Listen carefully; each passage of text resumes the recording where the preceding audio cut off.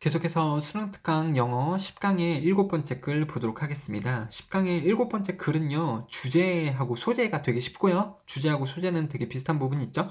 근데 예시가 이상해요. 예시가 좀 그 주제문하고 안 맞는 부분이 있습니다. 그럼 선생님, 예시가 주제문하고 안 맞는데 어떻게 해요? 예시가 더 중요해요? 주제문이 더 중요해요? 선생님, 저는 어쩌죠? 아니, 당연히 뭐가 중요해요? 주제문이 중요하죠, 여러분들. 네, 그래서 한번 보도록 할게요. 이거는 일단 그 투키데디스 함정이라는 겁니다. 투키데디스 함정. 자, 그레함 알리선은 흥미롭게 제시했습니다. 생각을. 뭐에 대한 생각이요? 아니, 이거 필요도 없어요, 여러분들. 있으니까 읽는 거지.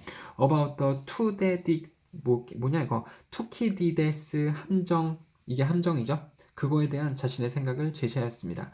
그건 뭐냐면, 컴마를 둠으로써 동격을 나타내는 거죠. 텐션스. 긴장이에요. 여러분들 중요한 단어입니다. 투키데디스 함정이란 뭐냐? 긴장입니다. 긴장감. Between the established power. 그러면 기존, 설립된 강국, 힘, 강대국. 그리고 rising one. 여기서 one은 이 파워를 받아주는 말이고요. 여기서 파워는요, 진짜 힘이 아니고 그 힘을 가진 세력, 국가 정도가 되겠죠. 그래서 떠오르는 신흥 국가와 기존 강대국 사이에서의 긴장을 말하는 것이 이 투키디데스 함정입니다. 즉 기존 강국과 그리고 시간이 지나면서 신흥 강대국이 있겠죠. 이 둘 사이에는 긴장이 흐를 수 있는데 그것이 바로 투키디데스 함정이다라는 거죠. 아무튼 그의 잡지 애틀랜틱에서 이 생각을 밝혔습니다. 자, 투키디데스 트랩의 일부로서 그 프로젝트의 일부로서 그 엘리선스의 디렉션의 팀은 조사를 했습니다.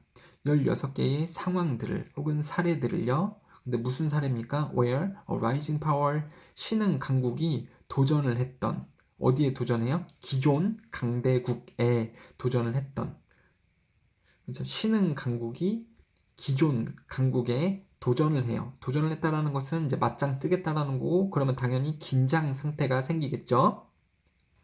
그렇죠? 그렇게 했었던 16개의 사례, 즉 투키드데스 함정이 일어날 수 있는 상황을 조사를 했다라는 거죠. 주어, 동사, 목적어 완전한 절이 나오고 있으니까 여기는 관계 부사를 써야 됩니다. 관계 대명사 쓰시면 안 되고요. 그래서 조사를 했고 그 다음에 결정했습니다. 결론을 내렸습니다. 뭐라는 것을요? The outcome of the such challenges. 그러한 도전에 대한 결과를 결론 지었습니다. 여기서 그러한 도전은 누가 누구에게 하는 도전이에요, 여러분들? 누가 누구에게 하는 도전 맞짱이 되는 겁니까? 신흥 강국이 기존 강대국에 도전을 했고, 그리고 그 도전, 그러한 도전의 결과도 이 실험을 통해서 결론을 지었습니다. 그리고 그 결과들은 디스터빙, 충격적이었습니다. 즉 누가 누구에게 도전을 했을 때 신흥 강국이 기존 강국에게 맞짱을 뜨는 도전을 했을 때 나타나는 결과는 충격적이었습니다. 어떤 충격적이었냐면 자, 14 out of 16 cases. 그러면 out of는 뭐뭐 중에 뭐뭐으로부터 이런 뜻이죠. 그래서 16개의 상황들 중에 무려 14개가 그러니까 굉장히 높은 확률로 resulted in war. 전쟁을 초래했다. 신흥국이 기존 강국에 도전 시 많은 경우에 뭐가 일어났다고요? 전쟁의 결과가 일어났다. 그러니까 강대국 입장에서 보면 웃긴 거죠. 아이고 저놈 진짜 신흥 강국이 나한테 대들어? 어디 맛 좀 보여주겠다 이러면서 이제 전쟁을 하게 되는 거죠. 그럼 나도 이제 힘이 생겼는데 이빨 빠진 호랑이가 나한테 지금 전쟁을 선포해? 그래 받아쳐주겠어 이러면서 이제 전쟁이 일어난다는 거죠. The worrying factor 이거 필요 없고요. 누구에 따르면 그래서 걱정스러운 요소는 is the fact 뭐뭐라는 사실이 걱정스러운 사실입니다. The normal event or standard crisis 보통의 위기, 평범한 사건 that can otherwise be resolved 꾸며주는 말이죠. 평범한 사건 otherwise는 그렇지 않으면 이런 뜻입니다. 그렇지 않으면 이라는 것은 내용을 살펴보셔야 돼요. 긴장 상황이 아니었다면 즉 신흥 강국이 기존 강국에게 맞짱을 뜨는 상황이 아니었다면 이러한 평범한 사건, 보통의 위기가 그냥 해결이 잘 될 수 있었던 그러한 평범한 사건이나 보통 위기가 triggered war, 전쟁을 유발한다라는 점입니다. 내용이 되게 어렵지만 이러한 상황이 아니었다면, 즉 맞짱을 뜨려고 덤비는 상황이 아니었다면 쉽게 해결이 되어질 수 있었던 평범한 사건들이 맞짱을 뜨는 상황이라면 전쟁을 유발한다라고 하는 것이다. 이게 걱정스러운 부분이다라는 거죠. 그러니까 내용적으로만 잡으세요, 여러분들. 평범한 사건조차도 뭐를 유발한다? 전쟁을 유발한다. 뭐 하는 상황에서 신흥국이 기존 강대국에게 도전을 할 때는 별거 아닌 일로도 전쟁이 발생할 수 있다. 이렇게 내용 위주로 읽으시면 되겠네요. 예시입니다. In the case of Athens, Athen이라고 하지만 우리는 아테나라고 읽죠. 영어 발음은 Athen이에요. 한국은 아테나라고 읽죠. 아테나, 그리스 아테나 아시죠? 그리고 그 밑에 스파르타하고 전쟁을 했었는데 그러한 경우에서 강조구문입니다. It was 블라블라였습니다. 그것은 바로 뭐였습니다. that 뭐가 뭐 했던 것은 이런 말이죠. 그래서 아테나와 스파르타 같은 경우에도 그것은 바로 actions of the similar allies. 에어라인은 연합이거든요. 동맹국이거든요. 작은 동맹국들의 그 작용이었습니다. 뭐 했던 것은 드류 댐, 여기서 댐은요 아테나하고 스파르타 얘기를 하는 거예요. 그들이 어디에 가까워지도록 만든 것은 전쟁에 이 두 나라가 가까워지도록 만든 것은 바로 뭐였다? 동맹국들의 작용이었다. 그럼 여기서 동맹국들은 뭘 얘기하는 걸까요? 작은 동맹국들. 이게 신흥국들이 되는 거죠. 신흥 파워, 신생 국가. 얘네들이 누구를 전쟁으로 이끌었다고요? 아테나하고 스파르타를 전쟁으로 이끌었다. 얘네가 누구 편인지 모르겠어요. 이 동맹국들이 여러분 이제 잘 모르는데 아테나하고 스파르타하고 원래 어디가 강국이었어요? 내가 그걸 모르겠어. 그냥 스파르타가 강국이었다고 쳐봅시다. 그러면 아테나가 누구하고 힘을 지금 잡은 거예요? 얘네들하고 힘을 잡은 거죠. 조그만 나라들이 연합을 하면서 조그만 나라들이 당연히 연합을 하면 힘이 더 커지겠죠. 그래서 아테나가 힘을 얻어서 이제 스파르타 강국한테 개긴 거예요. 아니면 이 반대일 수도 있겠죠. 선생님 잘 모르겠어요. 아테나가 기존 강국이었는지 스파르타가 기존 강국이었는지 역사를 잘 몰라요. 선생님이. 죄송합니다. 그래서 아무튼 그냥 둘 중에 어떤 한 나라는 강국이었을 거고 이 작은 연합들이 그 외의 국가를 편을 들었겠죠. 그렇게 됐을 때 신흥 강국이 기존 강국에게 이제 전쟁을 선포를 하고 그렇게 됐을 때 전쟁이 일어났다. 그러니까 무슨 작용이 있었다라는 거예요? 이 신흥 강국이 기존 강국에게 이제 맞짱을 뜬다라는 거죠. 그럼 전쟁이 발생될 수밖에 없다. 그러한 예시였고요. 갑자기 뭔 소리야? 이렇게 되면 안 되는 거고요, 여러분들. 주제문을 빗대어서 읽으셔야 됩니다. 예시는요. 신흥국이 기존 강국한테 도전을 하면, 지금 연합체를 이뤄서 도전을 하면 전쟁이 일어나는구나. 여기서 그랬다라는 거죠. 그리고 this can easily happen in East Asia. 동아시아에서도 이 일이 일어날 수 있습니다. Both Taiwan and Japan, 대만과 일본이 have the potential, 가능성을 가지고 있습니다. 뭐 할 가능성이에요? 끌어들일 미국을 closer to war, 전쟁으로 끌어들일 누구하고의 전쟁입니까? 중국하고의 전쟁. 즉 미국이 중국하고 전쟁할 수 있는 가능성을 대만하고 일본은 만들 수도 있습니다. 그 가능성을 가질 수도 있습니다. 이게 뭔 말이냐면 이런 말이에요. 이게 얘네가 타이완하고 재팬이 신흥국들이라고 보셔야 돼요. 그러니까 기존 강국이 아니고 신흥국이라고 보시면 어떻게 해야 될까? 어떻게 해야 될까? 자, 그래요. 이거를 좀 삭제를 좀 할게요.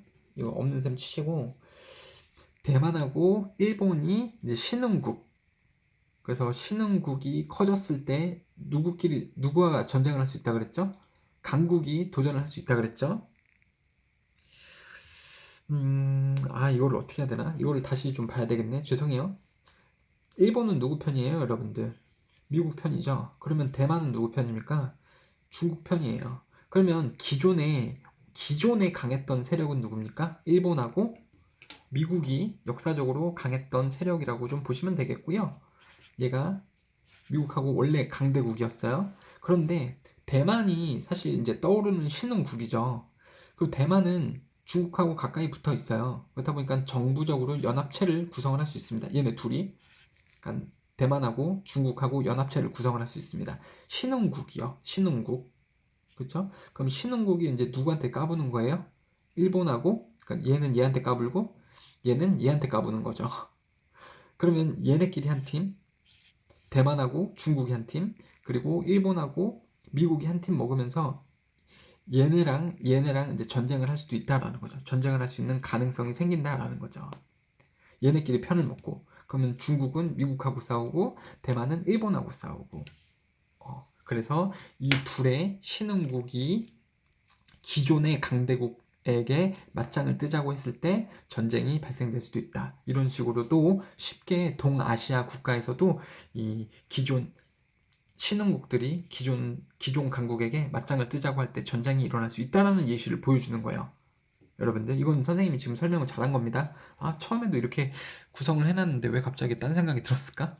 자, arguably 거의 틀림없이 the US allies, 그러면 미국의 신흥국들은 might play a bigger role in the 투키디데스 함정에서 더 큰 역할을 할 수도 있다. 즉 전쟁으로 향하는 역할이라고 보시면 돼요. 그러니까 전쟁을 예방하는 게 아니고 전쟁으로 향하게 할 때 미국 편들도 큰 역할을 할 수 있다. 요거에 대해서 뭐보다요? Fear of the rising power, 신흥 강국에 대한 두려움보다.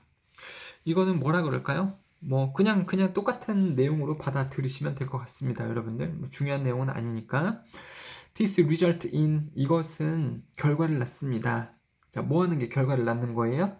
이 신흥국인 대만하고 중국하고 편을 먹어서 기존 강대국인 일본하고 미국에게 대항을 하는 것은 결과를 낳을 수 있습니다. 어떠한 상황? 무슨 상황입니까? A great deal of effort is required to escape the Thucydides trap. 즉, 투키디데스 트랩이 뭡니까, 여러분들? 전쟁이 일어나는 상황이죠. 그것을 벗어나기 위해서 많은 양의 노력이 필요가 되어지는 상황을 초래할 수도 있습니다. 즉 전쟁을 피하기 위해서 많은 노력이 들어가야 되는 그러한 상황이 발생될 수 있다고요. 즉 전쟁이 일어날 확률이 큰 상황이 발생을 할 수 있다는 거죠. 이런 상황에서. 되셨죠, 여러분들? 하고자 하는 말이 똑같아요. 그리고 뒤에 보면은 주어 BPP, 이게 수동태 문장이긴 한데 수동태 문장은 우리가 완전한 절로 칩니다. 그러면 당연히 완전한 절하고 쓰는 것은 관계부사니까 관계부사 써야 되는 거죠, 여러분들. 이 문장이 조금 애매모호하지만 무시를 하셔도 될 것 같습니다. 자, 그래서 결국은 소재가 뭐였냐면 투키디데스 함정이 소재입니다. 자, 그리고 이 함정은 뭐 하는 상황이냐면 기존 강국과 신흥 강국 간의 전쟁, 아니 긴장 상황이다. 그게 바로 투키디데스 함정이고, 여기에 빠져들게 되면 이 사람들끼리, 즉 이들끼리의 뭐가 발생이 될 수 있다고요? 전쟁이 발생될 수도 있다. 예전에 케이스를 살펴보니까 그랬다. 신흥국이 기존 강국에게 대들고 맞짱 뜨자고 했을 때 전쟁이 많이 일어나더라. 그래서 작은 동맹국들이 바로 신흥국들이에요, 여러분들. 얘네가 기존 강국하고 맞짱을 떠갖고 전쟁이 일어나더라. 그쵸? 그래서 전쟁 가능성이 높아지더라. 이 미국하고 중국의 전쟁 가능성이 높아지더라. 그쵸? 그래서 이제 미국이 기존 강국이 될 거고요. 당연히 일본하고 편을 먹고, 그 다음에 중국이 이제 신흥 세력이 되는 거죠. 신규 세력. 누구하고 편을 먹고요? 대만하고. 이렇게 신흥 편과 그리고 기존 세력이 전쟁 가능성이 높아지기도 하더라 라는 게 되겠죠, 여러분들. 조금 어렵죠? 이거는 참 선생님들의 도움이 없으면 이해하기 힘든 글이지 않았을까 싶습니다. 이해하려고 노력하셔야 돼요, 여러분들. 자, 그 다음에 이거는 조금 쉬워요. 머미피케이션. 머미가 뭘까요? 엄마요? 아니에요. 머미는 바로 미라입니다. 미라. 그 시체를 이렇게 두루마리 휴지처럼 돌돌돌돌 감아서 이렇게 보관을 하는 것이 미라가 되는 거죠. 미라가 영어인 줄 아셨죠, 여러분들? 미라는 한국어고요. 이게 그 영어로는요, 머미가 됩니다. 그리고 머미는 미라고요. 원래 영어에서 무슨 파이를 붙이면 동사화가 되거든요. clear, clarify, justify, 정당화하다, 명백하게 하다, clarify 이런 식이 되거든요. pure 그러면은 순수한, purify 그러면 순수하게 만들다, 정화하다가 되고요. 그런 fy가 붙으면 뭐뭐화하다. 그래서 mumify 그러면 미라화 시키다가 되고요. 그 무슨 fy의 명사형은 무슨 fication이에요. 그래서 clarification이 있을 거고요. purification이 있을 거고요. justification이 있을 거고요. mummify의 명사형인 mummification. 그러면은 미라화하다. 혹은 미라화하다가 아니고 미라화겠죠. 동사는 무슨 fy니까요. 그래서 고대 이집트의 미라화는 발달되었습니다. 뭐에 반응해서, 뭐에 대응해서 점차적인 변화. 뭐에 있어서요? burial 그러면 이게 버리가 아니고 뷰리도 아니고요. bury라고 하거든요. 이거는 매장하다, 묻다. 죽은 사람을 땅속에 묻잖아요. 즉 그거의 명사형인 burial 그러면은 이제 매장 방식이죠. 매장 방식의 선호. 누구의? deceased 그러면은 이제 죽은 사람들, 죽어진 사람들이라고 보시면 됩니다. 즉 고인이 되는 거죠. 죽어진 사람들의 이 묻는 방식의 선호에 점차적인 변화에 대응하여서 고대 이집트에서 미라화는 발달되었습니다. 이집트에서 미라화가 왜 발달되었다고요? 죽은 사람들의 묻는 방식의 선호가 점차적으로 변화하는 그러한 방식에 대응을 하면서 미라화가 발전이 되었다라는 거죠. 즉 이집트에서 미라화를 시키는데 그게 점차적으로 변화가 된 무언가에 대응하여서 미라화도 조금씩 변화가 되었다라는 말입니다. The artificial preservation of bodies 여기서 body는요 몸인데 이 죽은 시체가 되는 거예요. 죽은 시체요. 그래서 죽은 시체들에 대한 보존, 인공적인 보존 방법. 누구를 보존을 하냐면 인간뿐만 아니라 동물들에 대해서도 이 죽은 시체를 인공적으로 보존하는 방법. 그리고 그 방법이 바로 미라화가 되는 거죠. 그 방법이라고 나오고 있잖아요. 그 죽은 시체에 대한 보존. 그러니까 미라화가 되는 겁니다. 인간뿐만 아니고 동물도 미라화를 시켰는데 그 방법은 was practiced in Egypt. 이집트에서 시행되었습니다. 자, 대략 2686년 BC에 BC는 기원 전이죠. 예수님 오신 날 전에요. 2000 기원 전 이맘만큼 때부터 시작이 되었습니다. until 뭐 할 때까지 the beginning of the Christian era. 크리스찬 에라는 기원 후죠. 지금은 기원 후 몇 년입니까? 2020년이죠. 그럼 기원 1년은 뭐로 보는 거예요? 성경에서 예수님 오신 날이 기원 1년이 되는 거죠. 여러분들. 그래서 우리는 기원 후에 이 시간을 가지고 있고요. 지금 뭐 서기 2020년이라고 하잖아요. 그게 기원 후 2020년이 되는 건데 그로부터 더 전인 이때부터 시작이 되었다. 그러니까 지금으로부터 환산을 해보면 지금 기원 후 2020년 그리고 그보다 더 전에 2686년이라면 거의 뭐 4706년 정도가 됐네요. 지금으로부터 4600년, 4700년 전에 이집트에서 동물하고 인간에 대해서 이 미라화를 시작을 했다. 되게 오래됐네. The earliest Egyptians, 초기의 이집션 사람들은 were buried, 묻어졌습니다. 어디에? 모래 안에 묻어졌습니다. 모래 안에 묻어졌대요. 이집트 그러면 사막이 많잖아요. 그 사막의 모래 안에 그냥 묻어졌습니다. Typically in the foetal position으로 태아의 자세로. 태아의 자세가 뭐예요? 웅크려 있는 거죠. 손하고 다리를 가슴 쪽으로 모은 상태로 웅크러져 있는 거죠. 그리고 이것은 포에탈리 지금 AR이 붙어 있으니까 형용사고요. 태아 자체는 fetus라고 해요. fetus 이게 태아입니다. 이런 단어도 알고 계시면 좋겠네요.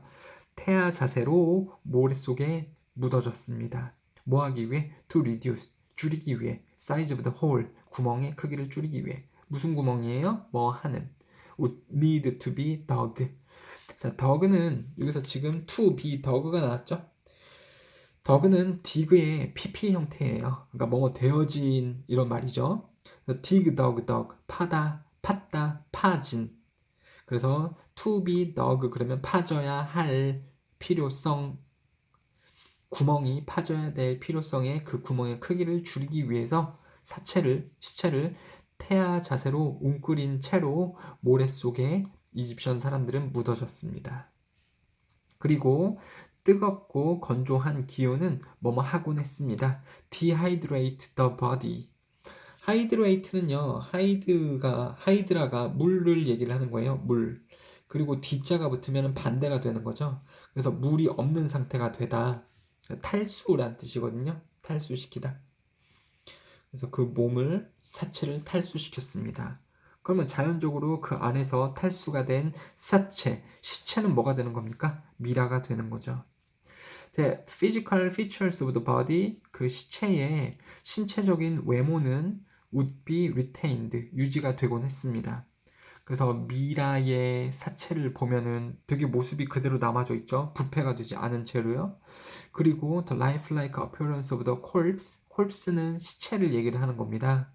그래서 실물 그대로의 모습의 시체는 may have supported, 뒷받침해 주었을 것입니다. 뭐를요? Belief of the afterlife. afterlife는 사후 세계를 이야기를 해요. 그들이 이집션 사람들이 가지고 있었던 사후 세계에 대한 믿음을 뒷받침해 주었을 수도 있습니다. 시체가 이렇게 미라가 돼서 그대로의 모습을 하고 있다라는 것은요. 그러니까 옷도 입고 막 살아있는 것처럼 뭐 화장도 하고 신발도 신고 뭐 그런 모습으로 미라화가 되었다라는 것을 알 수가 있겠죠. As burial practices became more sophisticated, 매장의 풍습이 더욱 정교해지면서 뭐하고 함께 정교해지면서 그러면 여기서 끝나는 거예요. 뭐뭐 함에 따라가 여기서 끝난다라는 말이에요. 매장 풍습이 더욱더 정교해짐에 따라 정교해지면서 뭐는 뭐뭐 되었습니다. 근데 정교해지는데 뭐와 함께 정교해지냐면 매장 풍습이 the construction of the elaborate tombs. tomb은 무덤이에요. 그리고 the monument는 기념비 to the dead. 더 플러스 형용사는 뭐뭐한 사람들, 즉 죽은 사람들에 대해서 기념비라던가 그 공들여 만든 무덤의 건축과 함께 매장 풍습이 더 정교해지면서 이제 무덤을 이용해서 사람을 묻는다라는 거죠. 옛날에는 그냥 그 사막에 땅 파서 사람을 묻어버렸는데 아무튼 이름에 따라 The bodies of the deceased가 또 나오고 있어요, 여러분들. 두 번째 줄에 나왔었죠. 죽은 사람들의 사체는 were no longer buried in the desert land. 그래서 사막의 모래 속에 더 이상 그냥 매장되어지진 않았습니다. 대신 어디에 묻힐까요? 선생님 모르겠어요. 이러시면 안 돼. 여러분들 큰일 나는 거예요. 그러니까는 이 영상으로 수업을 드리는 것에 어떤 한계는 뭐냐면 여러분들이 스스로 하지 않는다라는 한계를 가지고 있어요. 선생님이 열심히 수업은 하고 있지만 여러분들이 직접 해보시고 직접 단어도 찾아보시고 직접 이 문장 간의 관계, 내용이 어떻게 흘러가는지 이걸 아셔야 되는데 이렇게 물어보면 모르잖아요. 그래서 더 이상 사체는 사막에 묻어지지 않는다 라면 내용적으로 이제는 어디에 묻혀요, 여러분들? 선생님 그런 게 나왔어요? 나왔지. 무덤에 묻히죠. 투움에 묻히죠. 이제 대신에 사막에 묻히는 게 아니고 이 사람들은 무덤에 묻히게 됩니다. 그냥 해본 거예요, 여러분들. 이거 안 쓰셔도 돼요. 그냥 니네가 자발적으로 하고 있는지를 물어보고 싶은 겁니다. 생각을 가지면서 글의 흐름을 타면서 여러분들이 읽고 있는지를 확인해 보려고 이런 문제를 한번 내본 거예요. 하지만 as belief in the afterlife and the rebirth was fundamental to Egyptian burial practices 이기 때문에 자, 믿음이에요. 무슨 믿음이에요? 사후 세계와 환생에 대한 믿음이 굉장히 중요했기 때문에 이집트의 매장 풍습에서 중요했기 때문에 주어가 동사했기 때문에 중요했기 때문에 자, 미라화는 was developed 발달되었습니다. To artificially preserve the body in readiness for the journey to the underworld. 그래서 미라화가 발달이 되었습니다. 뭐 하기 위해? 부사처럼 뭐뭐 하기 위해. 투부정사도 동사의 의미를 가지고 있기 때문에 투부정사나 ing나 pp 이 준동사를 꾸며주는 것은 역시 계속해서 부사입니다. 형용사로 쓰시면 안 돼요. 부사로 쓰시는 것이 중요합니다. 뭐 하기 위해? 인공적으로 보존하기 위해 시체를 뭐 안에서 뭐를 대비해서? in readiness for 그러면 뭐를 대비해서? 여행을 대비해서. 어디로 가는 여행이에요? 언더월드가 어딥니까? 세상인데 어디에 있는 세상이에요? 아래쪽에 있는 세상. 지하세계. 즉 저승이죠. 저승으로 시체가 가는 여정을 좀 준비해주기 위해. 그리고 또 1번, 2번이에요. To be judged by 오시리스. 저승의 신인 오시리스. 이건 이집트 사람들이 믿는 이 지옥의 신이겠죠. 이 사람들에게 죽은 시체가 심판을 받도록, 그리고 저승으로 갈 수 있는 여행에 대비를 하기 위해 인공적으로 시체를 보존하기 위해 미라화가 개발이 되었고 발전이 되었습니다. 되셨죠? 그래서 고대 이집트의 매장 풍습은 시간에 따라서 조금 변하게 되었다라는 거죠. 미라화가 발전이 많이 되었습니다. 옛날에는 그냥 사막 모래 구덩이에다가 매장을 했다. 근데 그때도 사체는 유지가 되었다. 고온했고 건조한 기후가 수분을 금세 제거를 했기 때문에 이제 미라화가 됐다라는 거죠. 근데 이거를 조금 발전시키기 위해서, 그러니까 발달이 됐다. 시간이 지나서도 이집트 사람들이, 지금도 이집트에 가보면 사람들이 살 거 아닙니까? 옛날에 무식했던 방법으로, 즉 막 4700년 전처럼 그냥 사람이 죽으면은 사막에다 갖다 묻어버리는 게 아니고, 이제는 지금 사람들이 하는 것처럼 이집트에서도 이 무덤 문화를 발달을 시켜서 무덤 안에다가 시체를 집어넣기는 하는데, 그렇다면 이때는 미라를 어떻게 만들 것이냐? 인공적으로 미라화를 만들었다. 인공적으로. 그 방법에 대해서는 나오고 있지 않아요, 여러분들. 근데 왜 인공적으로 미라화를 시켰냐면, 뭐 인공적으로 약품을 쓴다던가 뭐 이럴 수는 있겠죠. 옛날에는 자연적으로 사막 안에 들어가서 사체가 미라화가 돼버렸는데, 이제는 음, 이렇게 무덤 안에다가 사체를 넣긴 하지만 인공적으로 사체를 미라화를 시키고 있다. 시간이 지나서요. 요새는요. 그래서 사후 세계와 환생에 대한 믿음을 이집트 사람들이 요새도 가지고 있기 때문에 그렇게 하고 있다라는 거가 되겠죠. 자, 그래서 10강의 1번부터 8번까지 글이 다 또 완료가 되었습니다. 여러분들 고생 많으셨고요. 정말 정말 중요한 것은 여러분들이 스스로 해보는 그러한 패턴이 너무 또 중요하다. 선생님을 통해서는 제발 도움만 받으세요. 선생님이 100%는 아닙니다. 여러분들이 해야 되는 부분이 더 크다라는 것을 알고 계셨으면 좋겠네요. 감사합니다.